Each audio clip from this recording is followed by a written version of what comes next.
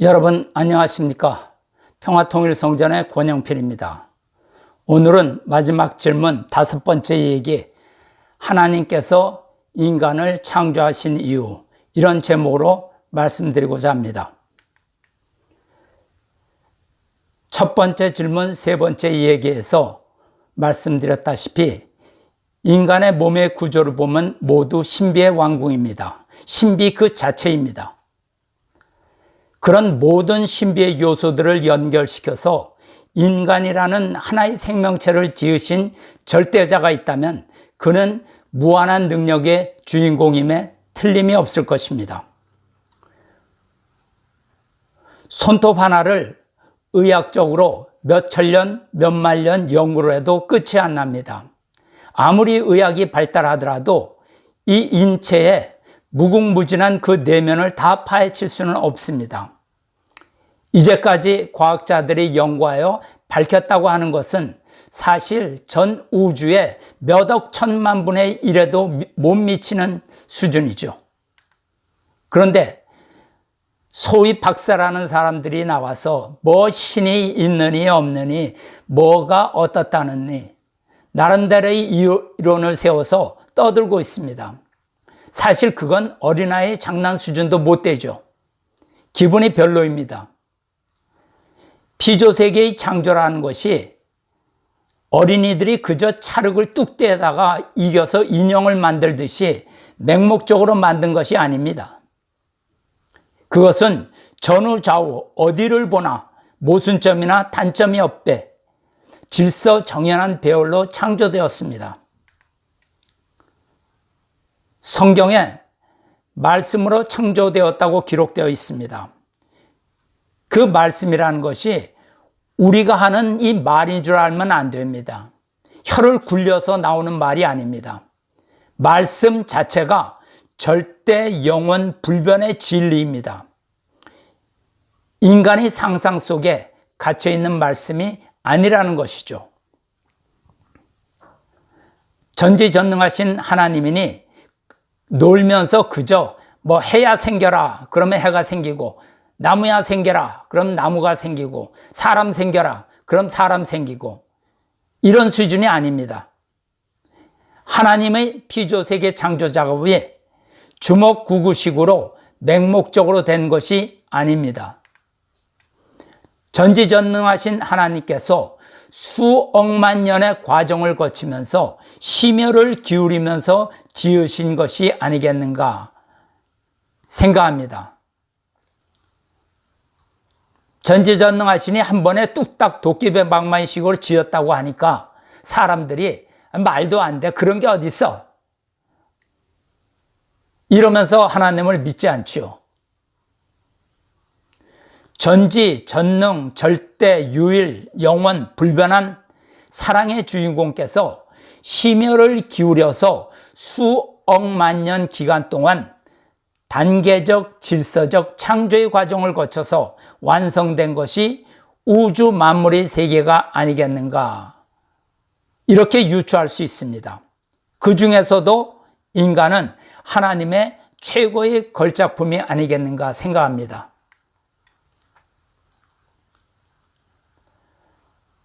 하나님이 존재하신다는 증거는 여러 가지로 볼 수 있습니다. 우주 만물의 존재와 운행 법칙을 통해서 하나님의 창조의 위대성과 완전성을 느낄 수가 있으며, 또 인간의 내면을 들여다봄으로써 하나님과 나와의 관계를 알 수가 있습니다. 그리고 또 성경 말씀을 연구하고 인류 역사를 들여다봄으로써 인간을 구원하시는 하나님의 손길을 느낄 수가 있습니다. 사람들이 이것을 알지 못하기 때문에 하나님이 있느냐 없느냐가 논란이 되고 있는 것이죠. 하나님은 우주를 창조하시고 주인 되시는 분으로 절대, 전지, 전능, 영원, 불변하신 분이지만 그 하나님께서도 필요로 하시는 것이 있습니다. 그것이 뭘까요? 한번 생각해 보시기 바랍니다. 그것은 물질도 아니고 권력도 아니고 지식도 아닙니다. 하나님은 이 모든 것을 이미 가지고 계신 분입니다. 하나님께 필요한 것이 있다면 그것은 오직 사랑일 것입니다. 왜냐? 하나님도 사랑을 주고받을 수 있는 상대가 필요합니다. 사랑이라는 감정은 혼자 느낄 수 있는 것이 아니고 반드시 상대를 통해서 느낄 수 있는 그러한 감정이기 때문입니다. 아무리 전지전능한 하나님, 사랑의 하나님이라도 혼자 사랑을 할 수는 없는 것이죠. 따라서 우주 창조의 목적도 사랑에 그 기원을 두고 있으며 인간이 하나님의 사랑의 최고 대상으로 창조되었다는 놀라운 사실을 발견하게 됩니다. 여러분 한번 생각해 보십시오. 내가 손바닥에 개미 한 마리나 작은 꽃잎 하나라도 올려놓고 신비한 듯 웃으며 기뻐한다면 다른 사람이 생각하기에 뭔가 좋은 것이 있는 모양이구나 이렇게 인정하겠지만 허공에 대해서 그냥 희죽희죽 웃는다면 남들이 보고 뭐라고 생각하겠습니까? 아마 돌았구나 이렇게 생각할 것입니다. 즉 기쁨의 감정이 생기려면 아무리 작더라도 반드시 그 대상이 필요한 것이라는 것입니다. 따라서 하나님의 피조세계 창조의 목적은 사랑을 이루기 위해서입니다. 하나님이 피조세계를 통해서 기쁨을 누리시기 위해서 창조를 하신 것입니다. 성경 창세기를 보면 하나님은 창조의 단계마다 보시기에 좋았더라 라고 기쁨을 나타내셨습니다. 성경에는 하나님께서 인간을 창조하셨다고 기록되어 있습니다. 인간을 창조하실 때 하나님의 형상대로 인간을 창조하셨습니다. 우주 전체가 하나님의 작품이지만 그 중에서도 하나님의 모습을 닮은 존재는 인간밖에 없습니다. 인간은 다른 존재물과는 달리 지정의를 갖춘 인격적 존재입니다. 잘 생각해 보시기 바랍니다. 인간이 지정의를 갖춘 존재라는 사실로 비춰볼 때 인간을 창조하신 하나님 역시 지정의를 갖춘 인격적 존재라는 사실을 우리는 알 수가 있는 것입니다. 우리가 작가의 작품을 보고 작품 속에 나타난 작가의 사상이나 성격이나 능력을 알 수가 있습니다.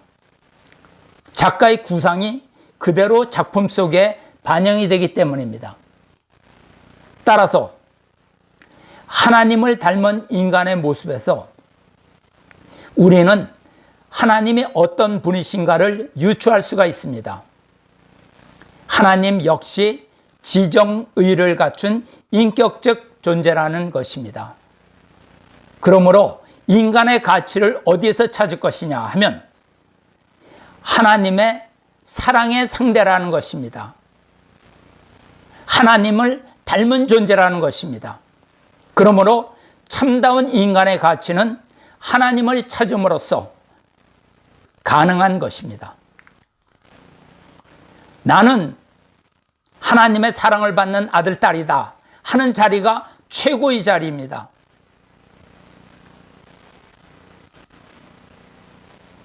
아메바가 진화하고 원숭이가 진화해서 사람이 되었다 하면 인간의 가치는 벌레나 동물의 수준으로 전락하게 됩니다.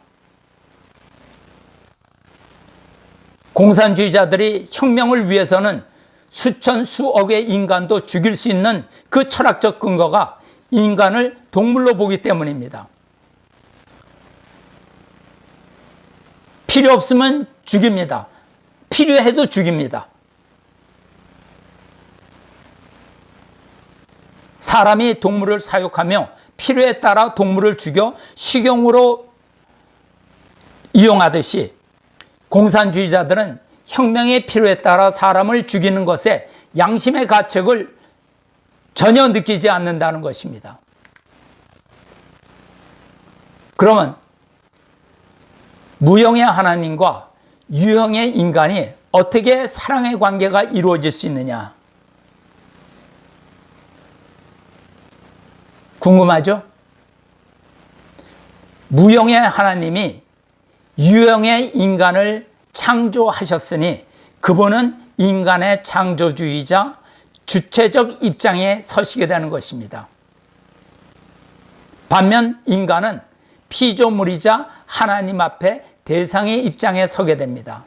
따라서 하나님과 인간이 하나가 되는 길은 하나님은 무형으로 계시고 인간은 유형으로 존재하니까 하나님과 인간이 사랑으로 일체가 되면 하나님은 유형의 인간 속에 거하시면서 인간은 하나님의 성전이 되고 보이는 하나님이 되는 것입니다.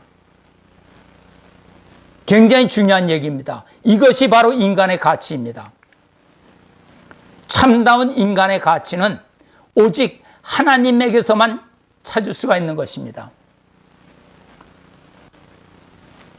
성경을 보면 고린도전서 3장 16절에 너희는 너희가 하나님의 성전인 것과 하나님의 성령이 너희 안에 거하는 것을 알지 못하느냐. 또 요한복음 14장 9절에서 10절 그 말씀에서 예수님께서 뭐라고 말씀하셨냐면 나를 본 자는 아버지를 보았거늘 어찌하여 아버지를 보이라 하느냐. 내가 아버지 안에 거하고 아버지는 내 안에 계신 것을 내가 믿지 않느냐. 이렇게 말씀하셨습니다. 이 말씀은 인간의 가치가 하나님으로부터 온 것임을 가르쳐 줍니다. 그러면 하나님이 인간을 대해서 바라는 최고의 창조 목적의 종착점이 어디냐? 그것은 아들을 만나서 사랑을 할 수 있는 그 자리입니다. 그리고 인간이 바라는 종착점은 하나님을 아버지로 모시고 그의 아들로서 사랑을 받을 수 있는 그 자리가 아닐 수 없는 것입니다. 그렇기 때문에 인간은 하나님의 아들이 되려고 하고 하나님은 인간을 당신의 아들로 만들려고 하는 것입니다. 이 둘이 상봉하는 자리가 부자의 관계, 그 자리입니다. 그 이상의 자리는 이 세상에 없습니다. 그게 출발이라는 것입니다. 따라서 신앙인의 목표는 하나님을 믿는 사람이 되는 것이 종착점이 아닙니다. 하나님의 사랑을 받을 수 있는 자리까지 나가야 됩니다. 하나님을 잘 믿는 사람에서 끝나는 것이 아니라 하나님이 믿을 수 있는 사람이 되어야 하나님과 떨어질래야 떨어질 수 없는 사랑의 일체를 이룰 수가 있습니다. 주체와 대상의 관계가 형성되는 그러한 기준에서 생각해 보게 될 때 그 주체와 대상은 반드시 사랑이라는 것을 중심 삼고 하나가 되지 그 외에는 하나 되는 법이 없습니다. 돈 가지고도 안 되고 지식 가지고도 안 되고 권력 가지고도 안 됩니다. 그 가외의 문제를 가지고는 하나로 만들 수 있는 방법이 없다는 것입니다. 그렇기 때문에 하나님은 생명이라고 하고 사랑이라고 하는 것입니다. 사랑은 생명의 본질입니다. 그렇기 때문에 사랑으로 말미암아 인간을 창조하셨지 생명의 욕구로 말미암아 인간을 창조하신 것이 아닙니다. 지식의 욕구로 인해서 인간을 지은 것도 아닙니다. 다시 말하면 정적인 문제가 근본이지 지적인 문제가 근본이라는 것이 아니라는 것입니다. 그러면 하나님은 주체요, 인간은 대상인데 그 주체와 대상이 서로 영원히 일체권을 이룰 수 있는 자리는 어디냐? 그 자리는 하나님은 아버지가 되고 우리 인간은 자녀가 되는 그 자리입니다. 그 외에 다른 자리는 없습니다. 그렇기 때문에 기독교는 하나님을 대하여 아버지로 신봉하는 것입니다. 이것은 천륜의 원칙에 따른 불가피한 결론이 아닐 수 없습니다. 이런 관점에서 볼 때 기독교에서 하나님에 대해서 아버지라고 부른다는 것은 최고의 기준을 갖고 나왔다는 것입니다.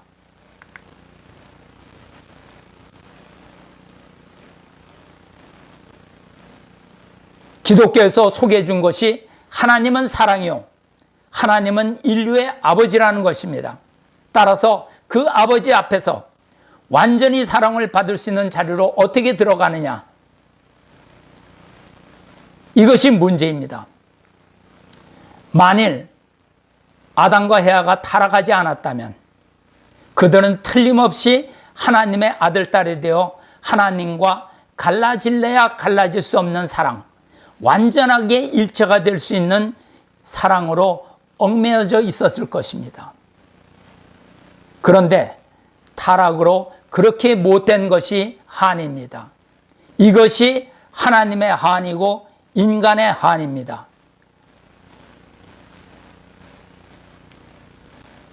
하나님이 인간을 창조하신 동기는 사랑과 기쁨을 누리시기 위해서입니다.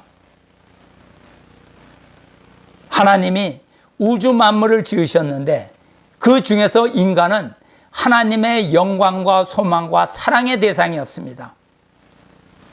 그래서 하나님은 인간을 지극히 사랑하셔서 당신이 지으신 모든 우주 만물의 주관권을 주셨습니다.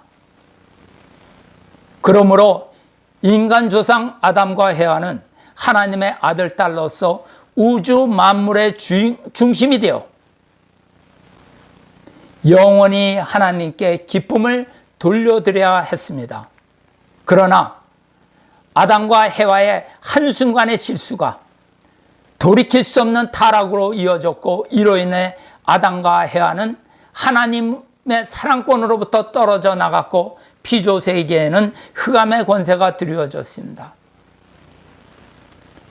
이 사건은 하나님과 인간 모두에게 치욕과 원통한 결과를 낳게 되었습니다. 따라서 인류 역사는 타락한 자녀를 찾아오신 하나님의 구원 섭리의 역사가 점철되어 있습니다. 구약 성서에 나오는 수많은 선지자들 뿐만 아니라 하나님의 독생자 예수님의 생애를 보면 피와 눈물의 노정입니다. 선한 하나님의 사람들을 희생시켜서 구원 섭리를 개척해 오신 것입니다. 그것을 보고 계신 하나님의 심정은 어떠했을까요? 여러분, 하나님의 심정은 상처투성입니다. 영광의 하나님이 아니라 한의 하나님이심을 알게 됩니다. 따라서 인간이 가야 할 길은 어디로 가야 하겠습니까? 타락으로 사탄에게 빼앗긴 것을 회복해야 합니다. 첫째, 하나님과 부자의 관계를 회복해야 합니다. 그리고 둘째로는 우주 만물의 주인의 자격을 되찾아야 됩니다. 예수님이 이런 사명을 가지고 이 땅에 오셨습니다. 타락 인간에게 아버지로 계신 하나님을 가르쳐주고 인간이 사탄을 쫓아낼 수 있도록 길을 열어주셨습니다.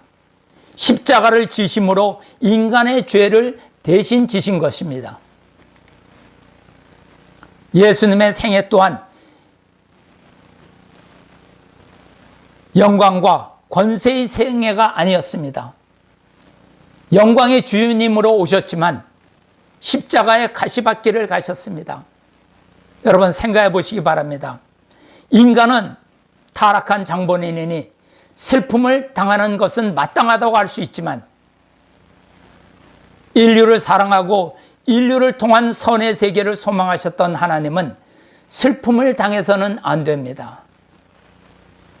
그러나 결과적으로 하나님은 억울하고 고통스러운 자리에 갇히게 되신 것입니다. 그래서 영광과 사랑의 하나님은 한의 하나님이 되셨습니다. 그렇기 때문에 인간은 하나님께 복을 빌기 전에 먼저 회개를 해야 하는 것입니다. 예, 경청해 주셔서 감사합니다. 다음 시간에는 호암 이병철 회장의 두 번째 질문으로 가겠습니다. 두 번째 질문의 내용은 이렇습니다. 하나님은 우주 만물의 창조주라는데 무엇으로 증명할 수 있느냐? 이렇게 물으셨습니다. 즉, 우주가 창조된 것인가 아니면 자연 발생된 것인가에 대한 질문입니다. 다음 시간에는 두 번째 질문에 대해 좋은 내용을 여러분께 소개해 드리도록 하겠습니다.